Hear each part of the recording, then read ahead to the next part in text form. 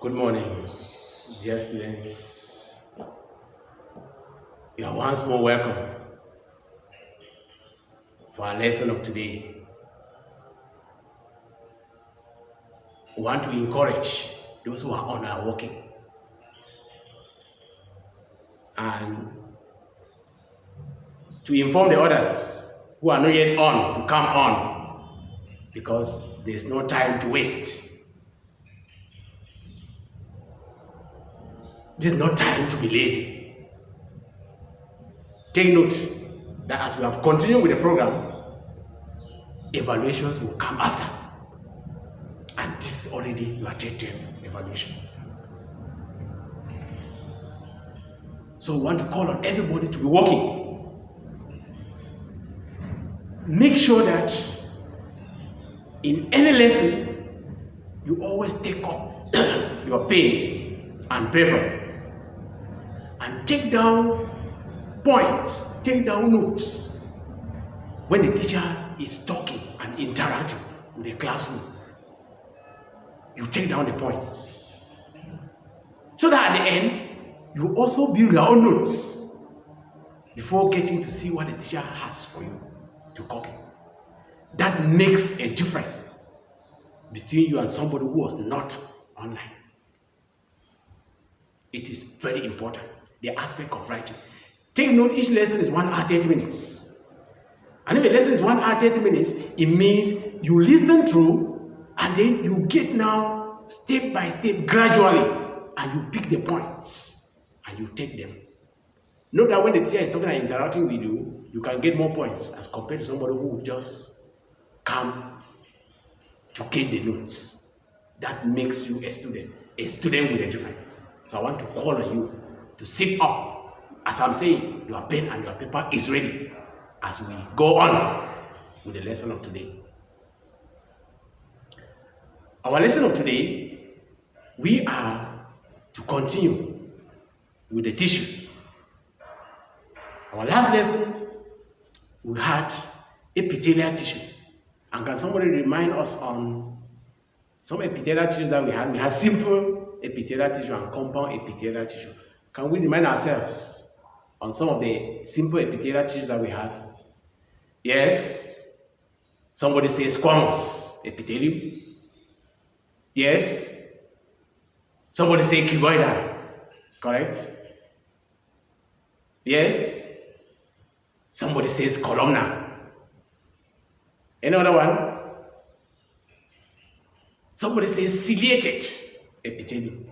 These are some examples of simple epithelial tissue that we have. Then we also have compound epithelial tissue. Can somebody give one? Yes, let's listen.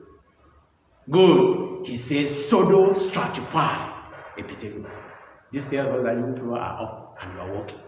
I'm very impressed. Then, today we'll be looking at the connective tissue. The connective tissue. And when we talk of connective tissue here, what comes to our mind? When you say something connects, what does that mean?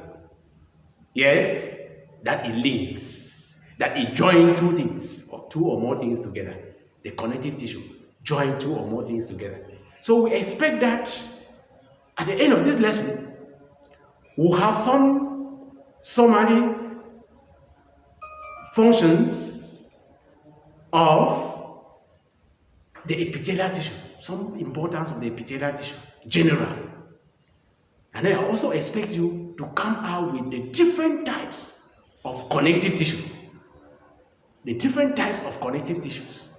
As we begin with the areolar tissue, which are the different types of the loose connective tissue. We'll begin with the loose connective tissue because the connective tissue here, we'll see that they are divided into two main groups. We have the loose connective tissue and then the dense connective tissue. As examples of these connective tissues, we'll discover that we'll have the white elastic fiber, we'll have the yellow elastic fiber, we'll have adipose tissue, we'll have areolar tissue, we'll have the cartilage, we'll have the bone. When we'll come now to put them under loose connective tissue and dense connective tissue, we'll see that the areolar tissue Those examples of areolar tissue, they will fall under loose connective tissue, and then cartilage and bone will fall under the dense connective tissue. This is our lesson for today. And if at the end of today, you can be able to come out with clear distinction of the loose connective tissue, the one we have to start with, the ones that are there, the types of loose connective tissue, you are able to come out with them. And especially to make a difference with them when it has to do with the matrix. And what is this matrix? This matrix is material that is always secreted, always produced. It's a non-cellular material that is always produced. And this material always differ in composition. So when you are able to come out with the structure and make the difference in composition of the material in the matrix, then you can be able to distinguish one tissue from another. Okay, here we have general functions of epithelial tissue. The first function here, they secrete chemical substances like enzymes, like hormones, and lubricating fluid from glands. Here we can be thinking of mucus as a lubricating fluid. Mucus is a lubricating fluid that is always produced. We saw this fluid in the alimentary canal that always helps to prevent autodigestion. Helps in absorption of digested food material through the small intestines. They form a thin lining on the walls of capillaries and lungs that help in diffusion of gases and other nutrients. Here we are talking of capillaries. Here we are looking at diffusion of food material and other nutrients from the blood capillaries to supply the body cells and tissues. Diffusion of gases here in the lungs. We are looking at the process of gaseous exchange that takes place in the lungs that helps in diffusion. The lining of the epithelium of the lung is thin and it makes diffusion easier. It gives a short distance of diffusion. Help in formation and elimination of metabolic waste products such as sweat and urine. We saw that some epithelia were found lining the kidney tubes, and we have found lining the sweat glands to produce sweat, and equally urine, and also to help to transport urine. So it's a function of excretion. They help to prevent the entry of dust and other particles into the respiratory tract. We mentioned that the nostril is covered with hair. This is an example of ciliated epithelium. The nostril has hair. This epithelium is found in the nostrils. It has hair, and the hair always helps to trap dust particles and bacteria from entering the body. This makes the air pure. It helps to purify air as we take in to the lungs. So with me, these general functions, we can even summarize it again to secretory, absorption, diffusion, excretion. So we see that when you look at it, you find that secrete, absorb, diffusion, excretion. So you find that if you can even think of these processes, you just fit them and see that if it's excretion, what is the excretion product? We are talking of sweat and urine.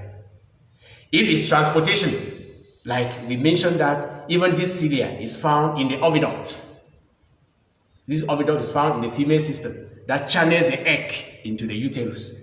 So you see that it also helps in transportation, and it's just to link which area of transportation. Okay, connective tissue. This is our second example of tissue after the epithelial tissue, the connective tissue. And like we said, these are tissues that bind other tissues and organs together, support and hold them in position.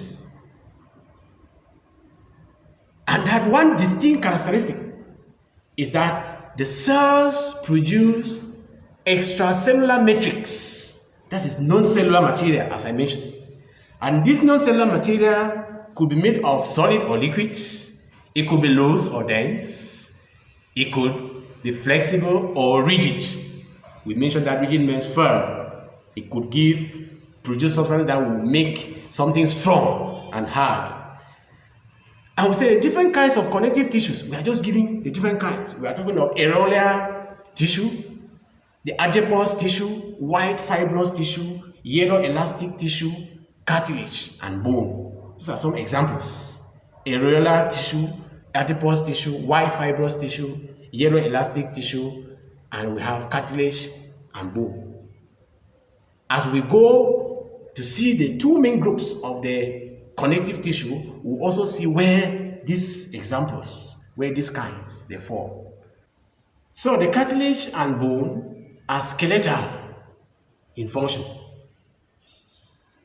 while adipose tissue, white fibrous tissue, and yellow elastic fiber tissue are derivatives of areolar tissue.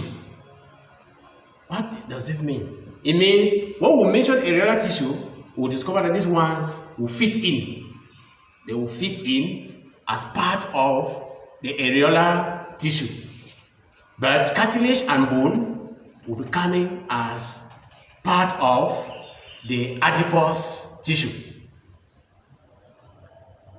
Then the tissue differs from each other in composition and structure of the matrix. Like I said, it differs in composition and structure of the matrix.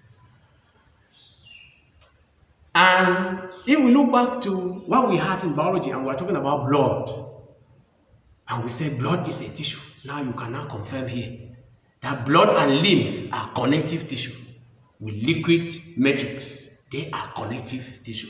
So defining blood will always mention the fact that it is a tissue. There are two main groups of connective tissue.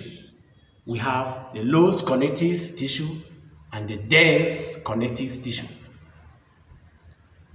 With the loose connective tissue, we say they include the areolar and the adipose tissue. The areolar tissue, we said it is the most fundamental tissue found all over the body, such as beneath the skin, linking organs together, filling spaces between adjacent tissues. And we said this tissue contains glycoprotein matrix. When we say glycoprotein, we are looking at glyco is from glycogen and then protein. So it's a mixture of carbohydrates and proteins. Having four main kinds of cells, which are large, flat fibroblast, amoeboid mast cells, fat-filled cells, and phagocytic macrophages. The fibers strengthen the areolar tissue and makes it tough. There are two kinds of fibers, which include the white fibers and the yellow fiber. Okay, so we are indicating here that since we said a tissue is made of a group of specialized cells, we are just giving the different kinds of cells that make up that tissue that are found in that matrix. So take note that these are the examples of cells that are found there. So you also note as one of your key points that in this tissue I have these cells, because we say a tissue is a group of cells. So you have to take note of the cells that make up the tissue. And we say these fibers strengthen the areolar tissue and makes it tough. When we look at this fiber that makes it tough, this collagen fiber, we say white fiber is collagen fiber. This collagen is a protein substance that helps in supporting. It helps in support. So we say it consists of glycoprotein matrix having densely packed collagen fibers. They are densely packed, it means they are held tight together. This tissue is inelastic and is highly strengthened. When you say something is inelastic, it means it cannot stretch. It means when it supports, the support remains, it cannot stretch, and is highly elastic. Or is highly strengthened. It's inelastic and is highly strengthened. And we are giving an example of this inelastic and highly strengthened tissue. We call it the tendon. The tendon. This tendon attaches bones to muscles. It attaches bones to muscles and is made up of collagen fiber. That is why we are saying that this tissue, they are more skeletal they are having skeletal function. And then here we may be talking of, so that's why we are saying here about the tendon, and we are referring to it attaching bones to muscles. Then we have yellow elastic fiber. This fiber here, it is composed of glycoprotein matrix. But with elastic fiber, take note, there are two differences. The white fiber, we say it is inelastic, and the yellow fiber is elastic. And because it is elastic, we are given an example like ligaments. And what are ligaments? These are structures. It could be a tissue that connects bones to bones. If you are told that a bone is connected to a bone, it means it's something that should be firm to connect two bones together. If not, it's easy for a bone to dislocate. But these ligaments helps to connect bones to bones. So this is our lesson for today that was giving us general functions of epithelial tissue, and then we started with connective tissue, and we started with the loose connective tissue. We said there are two types, the loose connective tissue and the dense connective tissue. Under this loose connective tissue, we have started with the first one, which is the areolar tissue. And under areolar tissue, we have seen the different cells that make up the tissue, even the different kinds of tissue, like we mentioned at the beginning, that some of these tissues could be associate of the other. So areolar tissue now makes up other tissues make up the areolar tissue. And that's why under the areolar tissue, we are given an example of the white fibrous tissue and the yellow elastic tissue. With this, we are able to come out clearly. With the white fibers, we are talking of example there being the tendon, and we say the tendon supports bones to muscles. And then with the yellow elastic fiber, we are mentioning the fact that it is elastic and it helps to attach bones to bones. So this is our lesson for today, and I expect you, at the beginning I mentioned dense connective tissue. I expect you to even give an example, but when I mentioned at the beginning, I said people should be attentive. I mentioned at the beginning and I said dense connective tissue. It should be which aspect? It will be treating which aspect? So I expect you to give me something on that dense connective tissue and the aspect that it will be dealing with. I want to wish you a nice day and to say that you should keep on working and that there's no time to waste, like I said. You keep on working. Any question, you will always write the question, take down the question, and then you post it for clarification. Thank you and have a nice day.